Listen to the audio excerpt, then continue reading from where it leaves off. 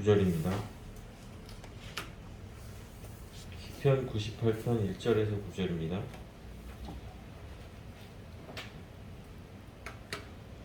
새 노래로 주님께 찬송하여라. 주님은 기적을 일으키는 분이시다. 그 오른손과 그 거룩하신 팔로 구원을 베푸셨다. 주님께서 베푸신 구원을 알려주시고 주님께서 의로우심을 문 나라가 보는 앞에서 드러내어 보이셨다. 이스라엘 가문에 베푸신 인자하심과 성실하심을 기억해 주셨기에 땅끝에 있는 모든 사람까지도 우리 하나님의 구원하심을 볼 수 있었다. 온 땅아 소리 높여 즐거이 주님을 찬양하여라. 함성을 터뜨리며 즐거운 노래로 찬양하여라. 수금을 뜯으며 주님을 찬양하여라. 수금과 아우르는 악기들을 타면서 찬양하여라. 왕이신 주님 앞에서 나팔과 뿔나팔 소리로 환호하여라. 바다와 거기에 가득 찬 것들과 세계와 거기에 살고 있는 것들도 뇌성치듯 큰 소리로 환호하여라.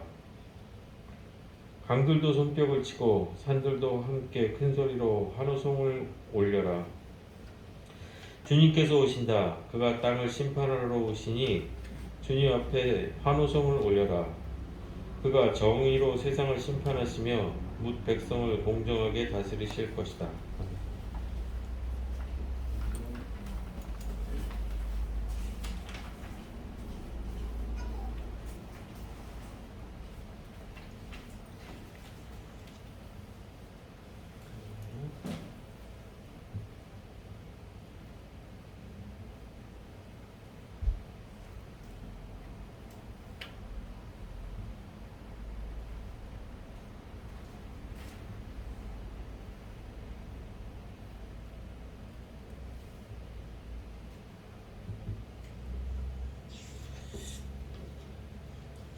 시 98편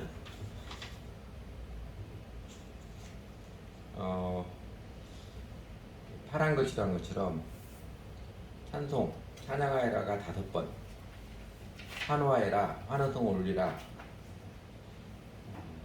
이게 4번, 전체 9절의 시편인데 찬양하여라, 환호하여라가 9번이나 나오는 것처럼 야훼 하나님, 주 하나님을 크게 찬양하라. 온갖 도구들을 동원해서 찬양하라. 하나님의 백성뿐만 아니라 산과 바다, 강과 들 온갖 동식물도 모두다. 온 땅아 환성을 지르며 찬양하라는 그 외침입니다. 그렇게 찬양하라, 환호성을 올려라 노래하며 외치는 이유, 첫째는 맨 앞에 1, 2, 3절에서 그리고 두 번째는 맨 뒤에 9절에서 두 번에 걸쳐서 밝혀졌습니다. 앞에 1, 2, 3절 앞에서는 이렇지요. 주 하나님께서 구원의 기적을 베풀어 주시지 않았느냐. 야훼 하나님께서 문 나라들, 땅끝의 사람들까지 다 볼 수 있도록 주님의 인자하심과 신실한 사랑, 의로우심을 나타내 주셔서 놀라운 구원의 기적을 베풀어 주셨는데 어떻게 그 하나님을 찬양하지 않을 수 있겠느냐. 신나게 찬양하며 환호성을 지르면서 하나님께 즐거운 노래를 불러드리는 것이 마땅하지 않겠느냐. 이렇게 깨우치는 것이고, 그 뒤에 9절에서는 그러죠. 그 엄청난 구원의 기적을 베푸신 하나님께서 그런데 다시 오신다. 구원의 기적을 한 번에 그치고 마는 게 아니라 그 하나님께서 다시 오셔서 정의로 세상을 심판하시며 뭇 백성들의 억울함을 바로잡으시고 공정하게 다스리시러 곧 다시 오신다. 그러니 우리는 환호성을 지르며 찬양하지 않고는 못 뺏기겠다. 이렇게 노래하는 것입니다. 우선 구원은 기적입니다. 이스라엘 민족에게 구원은 개인적이라기보다는 공동체적이지요. 그러니까 이집트의 노예 생활로부터 벗어나서 홍해를 건너서 광야를 거쳐서 약속의 땅 가나안에 정착하기까지 그 모든 과정이 기적입니다. 기적이라는 것, 사람의 힘으로 만들어낼 수 없는 일들의 그 연속이었으며 하나님이 하셨다라고 단정할 수밖에 없는 초자연적인 일련의 역사였습니다. 여러분 성경 좀 아시는 분들 기억하시는 것처럼 이집트의 그 임금 그 바로가 아주 마지 못하지만 그래 니들 다 떠나라. 상복선언을 하기까지 10가지나 되는 초자연적 재앙을 내리셨고, 그 중에서도 그 마지막 10번째 재앙, 어떻게 그 문설주와 문지방의 양의 피를 바른 집안의 장자들만 살아남고, 하룻밤 사이에 사람이든 동물이든 맏아들들은 다 죽는, 지금도 들어도 믿겨지지 않는 일들이 벌어졌는지 기적 중에 기적을 행하셨고, 홍해가 갈라지게 하는 전대미문의 스펙타클을 연출하셨고, 광야 40년 동안 이스라엘 백성들이 온갖 난리를 치는 과정 가운데서도 하나님께서는 신실하게 만나와 메추라기를 보내주셨고, 불기둥과 구름기둥으로 인도하셨고, 그리고 그렇게 숱한 기적들을 체험했음에도 불구하고 불평과 원망, 반항과 반역을 일삼던 백성들은 약속의 땅에 들어오지 못하도록 심판을 내리시는, 2절에서 주님께서 의로우심을 문나라가 보는 앞에서 드러내 보이셨다 했던 것처럼 하나님의 정의로우심을, 인자하심을 문나라가 보는 앞에서 드러내셨습니다. 네, 이스라엘 민족의 구원, 그 출애굽의 기적 중에 제일 입이 떡 벌어지는 측면은 사실 이런 것입니다. 이런 그 초자연적 사건들의 연속보다도, 홍해가 갈라지고 10가지 재앙이 있고 이런 초자연적 사건의 연속보다도 아브라함부터 시작한 하나님의 언약, 아브라함, 이삭, 야곱, 요셉을 거치면서, 그 후손들을 거치면서 430년이 지나면서 하나님의 섭리에 따라서 이집트로 이주하게 되고, 요셉을 알지 못하는 이집트 임금이 일어나가지고 이집트 땅에서 이제는 이스라엘 민족 온갖 구박을 받는 천덕꾸러기 신대로 전락했다가, 그리고 극적으로 구원을 받는, 이 모든 과정이 하나님의 언약의 실현 과정이라는 것입니다. 그러니까 이렇게 이스라엘 한 민족을 한 사람으로부터 시작해서 세워가신 모든 과정을 3절에서처럼 땅끝에 있는 사람들까지도 다 알게 된 역사가 되었고, 그리고 이처럼 오랜 세월을 거치면서 언약을 성취하시는, 그렇게 놀라운 섭리를 베푸심이 이게 하나님의 인자하시고 성실하신 사랑의 산물임을 모든 사람들 다 보게 하십니다. 그 3절에 이스라엘의 가문에 베푸신 인자하심과 성실하심인데, 이 성실하심은 지난주에 됐던 것처럼 헤세드라고 그러죠, 히브리어로. 그러니까 신실한 사랑, 성실한 사랑의 신실함을 가르쳐주는 것입니다. 그러니까 하나님의 기적은요, 유행이 맞아 떨어지는 놀라운 사건이나 돌연변이처럼 툭 튀어나오는 이상한 현상이 아니고, 하나님의 정의로운 손이 역사 가운데 초자연적으로 개입해서 나타난 일이고, 무엇보다도 하나님의 기적은 하나님의 인자하시고 성실하신 사랑이, 그 사랑이 인간 세상에 드러낸 것입니다. 그리고 여러분, 구약의 모든 사건과 역사는 예수 그리스도에 대한 모형과 그림자이지요. 이스라엘 민족을 선택하시고 출애굽의 구원의 역사도 예수 그리스도의 성육신과 예수 그리스도로 말미암아 시작되는 하나님 나라와 모든 인류 구원의 그 모형입니다. 요새 그 한산 영화 조금 유행 지날 때가 됐죠. 우리 역사에서 이순신 장군이 있어서 명량, 한산 그 대첩을 이룬 것, 정말 기적적인 승리이고 우리 민족을 구원한 하나님의 손길인데, 그 출애굽의 사건과 이순신이 명량에서 대첩을 승리되고나 비교가 되겠어요? 세상 모든 나라의 역사 가운데 나타났던 기적적인 사건들, 영국의 아도왕 이야기나 프랑스의 잔다르크 이야기나, 그 다음에 미국에는 뭐 그런 사람 없지만 미국에서 전기를 발명하고 자동차 발명했던 그런 거 아무리 읽어봐야 그 기적의 장엄한 규모나 드라마틱한 강도나 스펙타클한 감동의 크기는요, 이스라엘 민족이 출애굽에서 광야를 거쳐온 이스라엘 민족의 역사와 비교할 수준이 아니지요. 하나님께서 이스라엘 민족을 구원하시고 민족 국가를 세우신, 하나님 선택받은 국가를 세우시고 역사를 이끌어준 손길이, 그 기적이 하도 엄청나니까, 사실 너무 엄청나니까 사람들이 그 사실성을 잘 못 믿기까지 하는, 지금은 세상의 모든 사람이 알고 있지만 고지 그때는 안 믿을 지경까지 되었으니까요. 그런데 그 이스라엘 민족의 구원의 기적, 출애굽의 구원보다도 더 놀라운 기적이 뭐예요? 하나님의 아들이신 예수 그리스도께서 이 땅에 내려오신 성육신 예수님 이 땅에 내려오신 사건입니다. 인간의 몸을 입으셔서 인간으로 살아가시며 숱하게 나타내준 초자연적인 능력이 있지요. 물이 포도주가 되게 하신 것부터 시작해가지고 보리떡 5개, 물고기 2마리를 5,000명을 먹이신 것, 병자들을 고치시고 소경의 눈을 뜨게 하시고 바람과 바다를 잔잔케 하시고 죽었던 나사로를 살려내시고, 예수님은 그 기적들을 계속해서 연출해 주셨습니다. 그럼으로써 예수님께서는 당신의 제자들을 사랑하시는 그 사랑을, 그리고 하나님의 아들로서 세상의 모든 사람을 사랑하시는 그 사랑을 끝까지 베풀어 주셨으며, 그 세상의 죄악으로 왜곡된 종교, 죄악으로 망가진 세상에 하나님의 뜻이 무엇인지, 하나님의 정의가 무엇인지 환하게 드러내셨습니다. 그 하나님의 인자하시고 성실한 사랑이 제일 극적으로, 기적 중에 기적으로 나타난 사건이 예수님의 십자가와 부활이지요. 예수님께서 십자가의 길을 가시며 마침내 십자가에서 운명하시기까지 그 당신의 정의의 분노를 드러내지 않으시고 사랑으로 참으시며 마침내 그 사랑을 끝까지 지켜 죽으시며, 하나님의 정의로운 팔이 온 인류 역사 가운데 제일 장엄하고 드라마틱하고 스펙타클하게 나타난 사건이 성경 예언대로 예수님 당신의 공언대로 예수 그리스도께서 사흘 만에 부활하신 사건입니다. 그래서 이제는 세상의 모든 사람이 역사의 시간에 BC와 AD, BC는 Before Christ, 주전이고 AD는 라틴어죠. 아노 도미니 해가지고 주후, 주님 이후로 구분하여서 예수 그리스도 십자가 부활의 사건을 세상의 모든 사람이 알고 있습니다.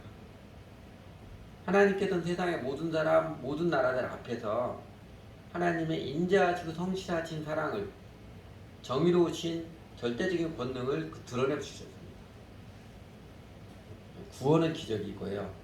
그 구원을 위해서 예수님께 이 땅에 내려오신 십자가와 부활의 사건이 기적 중의 기적입니다. 여러분 자신도 예수님을 주님을 믿어서 내가 구원받게 된 것이, 내가 이 예수님의 제자로 살아가고 하나님의 백성으로 살아가는 것이 기적이라고 여겨지십니까? 어떻게 나 같은 인간이 예수님 믿고 따르게 되었는지, 오늘 맨정신으로는 정말 있을 수 없는 일인데, 성령 하나님께서 내 인생의 사건들과 사람들과 만나면 어떻게 이렇게 묘하게 엮어오셨는지, 내가 얼마나 오만한 죄인인 것을 깨닫게 되고 회개케 되고 구원받는 게 제일 큰 기적으로 느껴지시나요? 사도 바울이 그러잖아요. 자신이 구원받은 게 아무리 생각해도 기가 막혀서 사도 바울이 뭐라고 표현해요? 만세전에 나를 택정하셔서, 이렇게 하면 설명이 안 돼. 죄인 중에 괴수, 지극히 작은 자보다 더 작은 나에게 은혜를 베푸셔서, 이렇게 고백하잖아요. 제가 중학교 3학년 때 제 친구가 처음으로 교회 가자고 했을 때 제가 그때 그 친구에 대답했던 말을 제가 잊지 않고 기억하고 있습니다. 나중에 예수 믿고 나니까 내가 얼마나 황당한 대답을 했는지가 생각나가지고 안 잊어버렸어요. 윤영조라는 친구인데 그 친구가 교회 가자고 하니까, 야, 교회는 여자들이나 쪼잔한 사람들이랑 가는 거지 사내대장부가 무슨 교회는 교회냐, 이렇게 대답해요. 여러분, 중학교 3학년 꼬맹이가 뭘 안다고, 정말 아무것도 모르니까 그리 오만한 소리를 내뱉었었는지, 나중에 저는 그 오만한 심보가 그냥 어렸을 적부터 뼛속까지 배어있었음을 예수님 믿고 나서 알았어요. 남자는 철들면 죽는다고 하잖아요. 남자는 철들면 죽는다고 하는데, 사실 평생 가도 철들지 못한 인간이었는데, 그런 제 자신의 그 죄인된 꼬라지를 깨닫게 해주시고, 그럼에도 불구하고 하나님께서 사랑하신 은혜의 사랑을 베풀어 주시고, 이렇게 저를 구원해 주시기 위해서 성령 하나님께서 내 인생의 여러 가지 사건들과 사람들과 만남을 이끌어 오신 그 손길, 정의로우심과 인자하시고 성실한 사랑을 저는 잊지 못합니다. 장영희 선생님, 아름다운 인생을 살아오시면서 참 아름다운 글을 많이 쓰신 그 장윤 선생님 책 중에 이런 제목 있잖아요. 살아온 기적, 살아갈 기적. 그 책 너무 좋습니다. 아직도 안 보신 분들은 그냥 보십시오. 그 살아온 기적, 살아갈 기적이라는 책 제목이 제 인생에서 더 절실하게 느껴집니다. 여러분 자신도 그러지요? 내가 구원받아서 하나님께 예배드릴 이 자리에 앉아있는 게 지금까지 지내온 게 하나님의 은혜의 구원, 기적의 사랑이라 느껴지시지요? 그리고 여러분, 우리 교회가 문 닫지 않고 지금도 잘 버티고 있고 버티고 있는 정도가 아니라 하나님의 은총을 신나게 경험하며 지내온 게 기적이지 않나요? 그냥 세상에 다른 많은 교회도 어떻게든지 교회에 지탱을 하고 유지를 하고 사람들을 끌어모으려고 난리를 치는데 온갖 수고와 지혜를 잡잖아요. 다 하는데 어떻게든지 돈 많은 사람 붙잡으려고. 목사도 그럽니다. 목사들 사이에서 하는 이야기예요. 교인들 많아야 필요 없다. 돈 많은 사람 한 사람이 있어야 교회당도 짓고 그런다. 목사들까지 숱하게 하는 이야기입니다. 근데 돈 많은 사람, 세상에 있는 사람 붙잡으려고 굽신거리지 않고 오히려 그런 사람들을 향해서 오만해 보이도록 당당했던 모습에도 불구하고 그래도 문 닫지 않고 교회다운 모습으로 세워져 가고 있으니 하나님 은혜, 하나님의 기적입니다.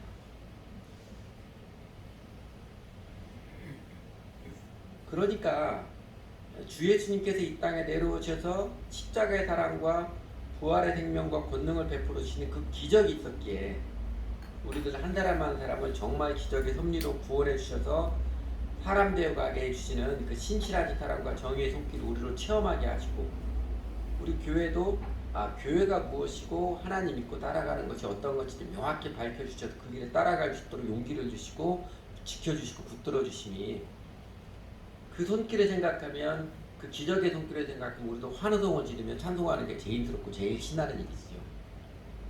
길거리 가면서 혼자도 미친 사람처럼 흥얼대기도 하고 우리 예배드릴 때마다 교회당에서 사랑하는 형제자매들과 신나게 노래하며 찬송하니 또 이웃 사람들에게 하나님께서 행해 주신 놀라운 사랑과 정의의 손길들을 이야기하며 살아가는 게 제일 즐겁고 신나는 일입니다.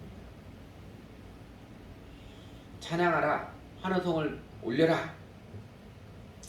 군대에서 군인들에게 군가 부르게 하듯이 안 되니까 막 어거지로 만들어내는 게 아니고요. 그 벅찬 감격, 하나님께서 베풀어 주신 은혜의 기적, 사랑의 기적의 손길의 벅찬 감격에 대해서 한두 번 해서는 성이 안 차니까 그냥 계속해서 또 찬송하고 또 찬양하고 하는 것이지요. 왜 그 사람들 그 노래방 가면 대개는 서너 곡 노래 부르고 나면 뭐 이제 가자 하잖아요. 그런데 가끔 이런 사람 있잖아요. 혼자도 그냥 한두 시간 정도 냈다 질러대야 성이 차는 사람들 있잖아요. 친구들 먼저 가, 나 조금 더 하고 갈게, 뭐 이런 친구도 가끔 있습니다. 아주 뽕을 뽑아야 오늘 아주 뽕을 뽑거나 오늘 노래 좀 했다. 마치 그런 사람들 마냥 우리에게 내려주신 하나님의 구원, 하나님의 정의와 인자하신 사랑이 주체할 수가 없어서 그냥 노래로 찬양할 때에도 우리 황 집사님처럼 절대로 한 번에 끝나지 않는 꼭 두 번을 해야 되고 그 다음에 후렴구도 한 번 더 해야 되는 그래도 오늘 찬송 한 곡 했다. 그러는 게 우리들 모습 아니에요? 그래 하나님 은혜를 받은 우리들 모습 아닌가요? 그리고요 하나님의 기적은 한 번에 그치지 않습니다. 반복됩니다.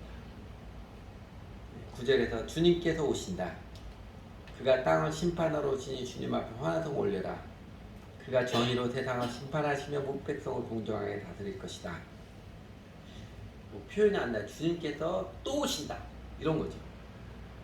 주님께서 또 구원의 기적을 베풀어 주신다. 이 선포하는 것입니다. 우리 주 하나님께서 이스라엘 민족의 역사에 또 그 출애굽의 구원의 기적 한 번에 그쳐진 것 아니지요. 이스라엘 민족이 족장시대, 사사시대, 왕정시대를 거쳐오면서 주님께서 그 정의로우신 팔과 인자하시고 성실하신 사랑을 베풀어 주심이 그래서 놀라운 구원의 기적을 베풀어 주셨음이 한두 번이 아니잖아요. 계속해서 반복해서 일어나잖아요.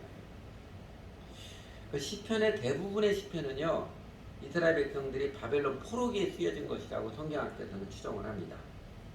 시편 98편도 아무런 배경 설명이 없지만 이스라엘 민족이 그 출애굽의 구원의 기적을 여전히 생생히 기억하는데, 그러나 지금 현실은 또다시 포로 신세가 된, 바벨로니아의 포로 신세가 된 그런 때라고 추정을 합니다.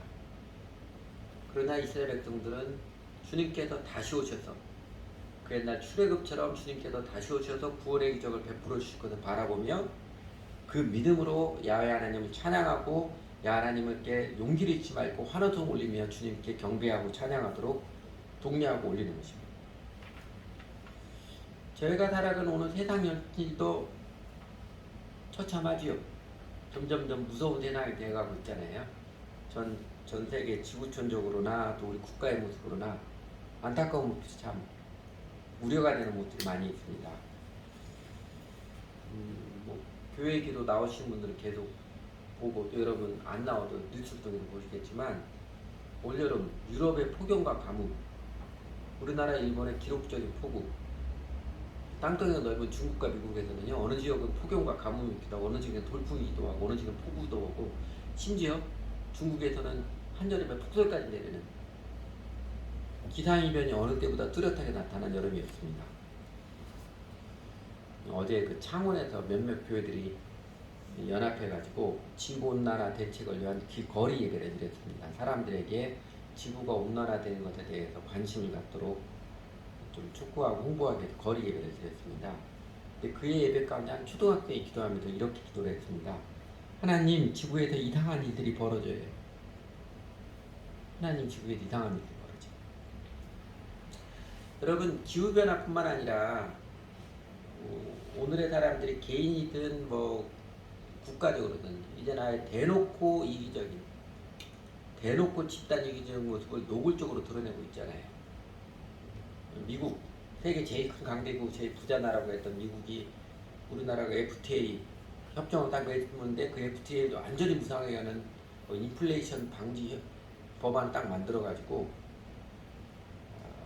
노골적으로 보면 그렇게 배신을 때릴 수 있는 이런 일들이 미국만 있는 게 아니고 세상의 모든 나라에 다 그러고 있어요. 우리나라 국민들이 이제 새로운 정부 출범 이제 100일 지났죠. 100일 갓 지났는데, 새로운 정부를 생각하면 제일 먼저 떠오르는 단어가 무엇입니까?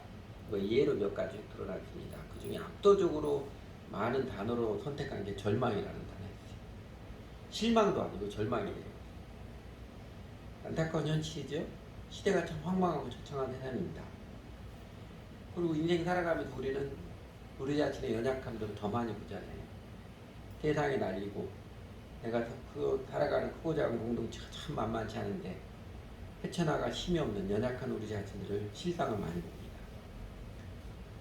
사실은 그래서 우리는 그 옛날 바벨론 포로기 이스라엘 민족들처럼 우리가 더 믿음으로 하나님께 찬송하며 소리를 높여서 주님께서 다시 오신다, 주님께서 정의로 세상을 심판하시며 무백성을 공정하게 다스릴 것이다 선포하며 환호성을 지르며 노래하는 것이죠.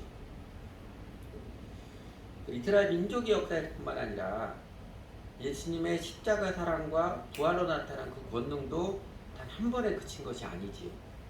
사도 바울이 에베소 교회를 기도할 때마다 부활의 그 능력이 너희 가운데서 역사하기를 기도했던 것처럼, 실제로 예수님의 그 십자가의 사랑과 부활의 권능의 능력들이 역사를 통해서 계속해서 반복해서 실현되어졌습니다. 예수님께서 이 땅에 내려오셔서 이 가루섬 아래 누룩 집어넣듯이 죄악으로 망가져가는 세상, 인류 역사에 그 인류 역사에 하나님 나라가 침투하여 확장하는 구원의 기적을 시작하였고, 그리고 지난 2000년의 역사를 거쳐오면서 하나님께서는 하나님의 정의로우심과 인자하시고 성실한 사랑을 계속해서 반복해서 베풀어 주셨습니다. 그 하나님 손길을 다해 하나님 나라는 마치 겨자치 하나가 큰 나무를 이루듯이 예수님의 고운대로 12제자로부터 시작한 하나님의 운동은 점점 더 사람들이 온갖 난리를 피우고 마귀가 온갖 진상의 해방을 하는 가운데서도 세월이 흘러갈수록, 역사가 흘러갈수록 도도하게 점점 더 큰 강물을 이루어왔습니다. 일반 사회학자들도요, 지금까지 인류 역사가 추억하는 데까지 사회운동이든 종교운동이든 국가운동이든 간에 예수님과 제자들의 하나님 나라 운동은 최고의 기적, 역사의 기적이라고 말합니다. 구원은 기적입니다. 하나님 나라 확장은 그 기적이 반복되는 것입니다. 여러분, 우리들 개개인의 인생을 향한 하나님의 정의와 인자하신 사랑의 손길도 단 한 번에 그치지 않았지요. 너희들 나중에 지옥까지 하고 천국 가거라. 그렇게 딱 한 번 약속에 그치지 않잖아요. 반복됩니다. 하나님께서 지금도 살아계셔서 깨어서 다 지켜보시고, 그리고 지금도 하나님께서 하나님의 통치를 나타내 주시기에, 하나님의 정의의 손길, 인자하신 사랑의 손길을 베풀어 주시기에 구원의 기적은 계속해서 반복해서 일어납니다. 사도 바울이 이렇게 깨우쳐 주잖아요.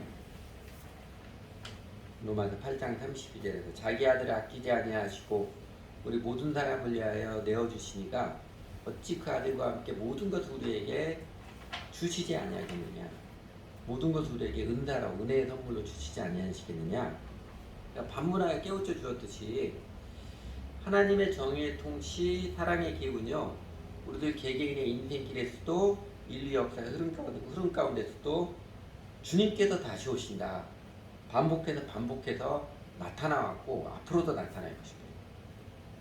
그리고 언젠가는 우리 주 예수님께서 지금처럼 성령 하나님으로서 나타나시고 일하심을 넘어서서 또다시 부활하신 몸을 입고서 다시 나타나셔서 부활하신 육신의 모습으로 다시 나타나셔서 세상에 정의로운 심판, 자비로운 구원을 완성하실 날, 역사의 종말을 이루실 날이 있음을 우리는 알고 믿고 있습니다.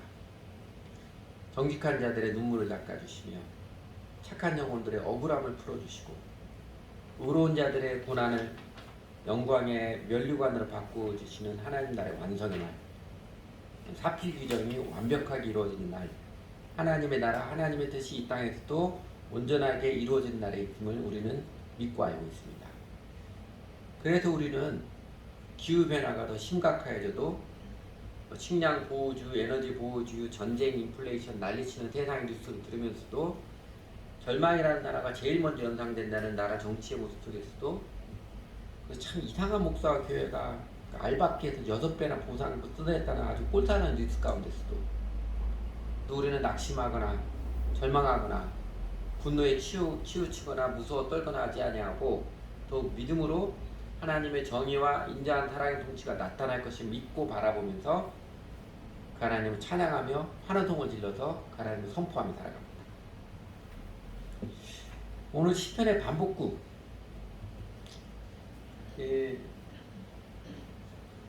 4절, 5절, 6절, 7절, 8절 이거는 하지만 여러가지 표현하지만 다 찬양하라 환호하라 그거 하나잖아요.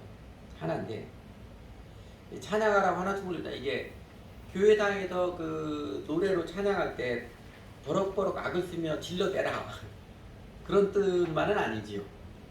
그런 뜻만 아니지요. 시편 기자가 하나님의 백성들에게 그리고 온 세상에 찬양하라 환호성 올려라 반복하여 선포하듯이 우리들도 하나님의 정의로운 심판이 있음을, 하나님의 자비로운 사랑의 구원이 있음을, 우리 육신의 눈으로 보여지는 피상적인 현실 세계를 뛰어넘어서 꿰뚫어서 피상적인 현실 세상을 꿰뚫어서 나타나는 하나님의 기적의 손길, 권능의 개입이 있음을 온 땅에, 우리 이웃들에게 온 땅에 증거하며 선포하며 살라는 메시지. 그게 시편 98편의 메시지입니다. 제가 그렇게 교회를 다니다가 이제 아마 고등학교 시험에 떨어진 인생의 서늘함을 맛보고 제 발로 뭔지도 모르고 제 발로 이제는 예수님 믿어야 되겠다. 예수님 믿는 게 뭔지도 모르고 해서 교회를 이제 제 발로 걸어가기 시작할 때가 있습니다. 작심하고 교회를 열심히 다녀도 교회 다니는 행사들을 다 참여를 했어요. 근데 내가 주 예수님을 바로 알기 전에는요, 하나님의 정의와 사랑을 체험하기 전에는 교회에서 어떤 일이나 행사를 해도 다 참여를 했었는데 딱 한 가지는 정말 못하겠더라고요. 그래서 그것 할 때는 안 나갔던 일이 하나 있습니다.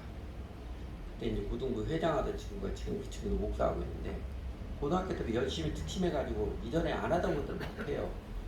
전도지 갖다 놓고 다 같이 거리에 가서 전도지나 지나간 사람에게 전도지 나눠주자고, 전도하자고. 주일날 예배 끝나고 나면 그거 하자고. 제가 그것은 못하겠더라고요. 교회도 뭐 여러 가지 모임을 하고 장식하고 뭐 예배 청소하고 이런 거 다 하겠어요. 그런데 전도하는 이웃들에게 하나님을 증거하고 선포하는 그거는 못했는데 그건 안 나갔습니다. 그런데 하나님의 정의로운 말씀 앞에 내가 정말 못되고 오만한 실상이 보여지고, 그럼에도 불구하고 오래 참으시고 자애로운 손길을 베푸셨으니 그 은혜의 기적에 눈이 떠졌어요. 그러니까 제가 비로소 회개하고 하나님의 어미하심과 인자하심 알게 될 때 오히려 제일 먼저 하고 싶었던 게, 그리고 실제로 제일 먼저 하게 된 일이 사람들에게 교회 가자고, 예수 믿으라고 증거하고 고민했던 일입니다. 전철 타고 가면서 옆 사람들, 앉아있는 사람들, 서있는 사람한테 말 붙여가지고 예수 믿으라고 하고, 그게 제일 하고 싶더라고요. 오늘날에 교회 다니는 사람들, 적지 않은 사람들 보면서 안타까운 게, 적지 않은 사람들이 교회 일에 많은 열정을 가지고 참여를 합니다.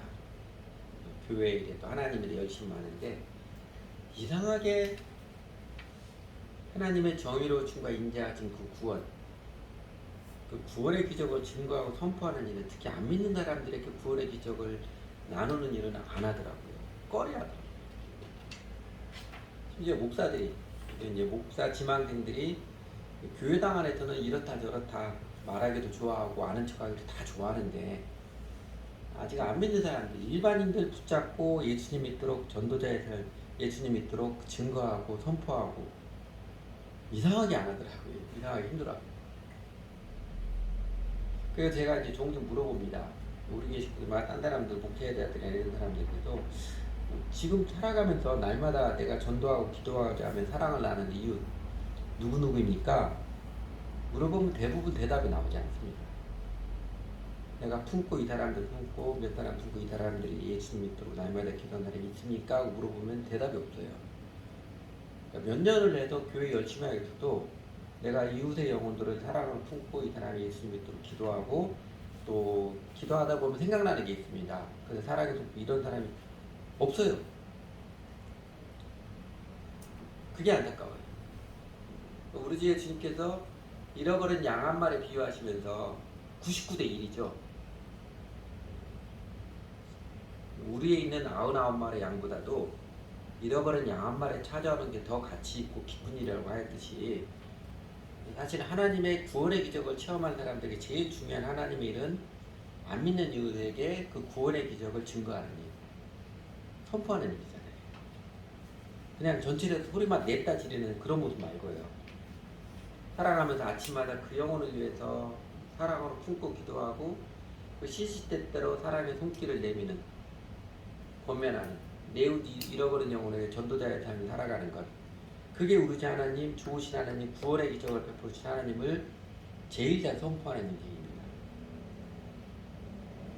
그 전도자의 삶이 항상 복음을 전하여라, 필요하다면 말을 사용하라는 프랜시스 이론처럼 진정으로 하나님의 정의로우심과 인자하신 사랑을 증거하는 삶으로서 찬양입니다. 그건 시편 98편에서 찬송하라, 찬양하여라, 찬양하여라, 찬양하라, 찬양하여라, 환호하여라, 환호하여라, 환호성 올려라, 환호성 9번이나 반복함이, 찬송가 부르면 최소한 9절까지는 해라, 또는 예배당에서 모여할 때 악을 쓰며 바락바락 소리지라, 그런 뜻이 아니잖아요. 하나님을 정말 잘 증거하는 삶을 살아라. 하나님을 정말 잘 선포하는 삶을 살아라. 그 이야기잖아요. 그래서 우리도 환호성을 지르듯이 신나고 명확하게 하나님을 증거하며, 그 찬송의 노래를 부르듯이 좋으신 하나님을 감동적인 사랑으로 증거하며 우리들의 시편을 노래하며 살아갔으면 좋겠습니다. 같이 기도하죠. 이 시간에도 한번 다 같이 기도하도록 하겠습니다.